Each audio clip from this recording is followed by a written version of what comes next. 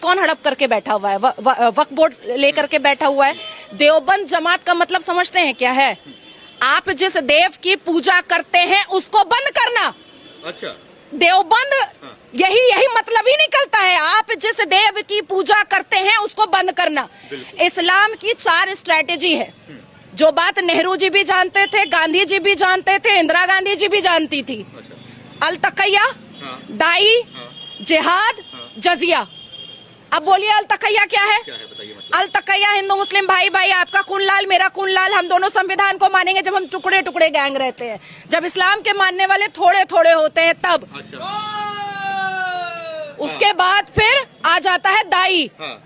अब आपने मेरे ऊपर बिलीव कर लिया अल तकैया में कि ये तो मेरे संविधान को भी मान रही है, मेरी मिट्टी को भी मान रही है, हम दोनों का खून लाल भी बोल रही है। उसके बाद आता है इस्लाम की दावत। आपका धर्म खराब, मेरा इस्लाम अच्छा। आपका धर्म में इतने सारे भगवान, मेरे इस्लाम में एक ही अल्लाह। आपके धर्म में महिलाओं की इज्जत नहीं है, मेरे इस्लाम में महिलाओं की इज्जत है। आप अगर 5 सेकंड के लिए भी कन्विंस हो गए, वहीं पे मेरी जीत है। और अगर आप कन्विंस नहीं हुए, तब आता है जिहाद। निकालो तलवार और बोलो सुमित को कि गला सरतन से जुदा, सरतन से जुदा, वही होगा। उसके बाद आता है जजिया कि सनातनियों के घर से अगर एक गला कट गया, फिर भी घर वाले नहीं माने और इस्लाम कबूल नहीं किए, तब आएगा जजिया कि तुम हमको संपत्ति दो, प्रॉपर्टी दो, बहू दो, बेटी दो, सब कुछ दे दो, तभी हम तुमको माफ करेंगे, नहीं तो नहीं माफ करेंगे।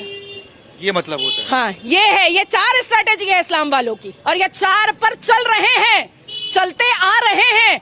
और अब भी अगर सनातनियों को नहीं समझ में आ रहा है तो और कैसे समझाया जाएगा भाई? मुझे तो मतलब दुर्भाग्य लगता है कि मजारों पे सनातनी जाकर के मुंह का बदबू लेते हैं, पानी फुकवाते हैं।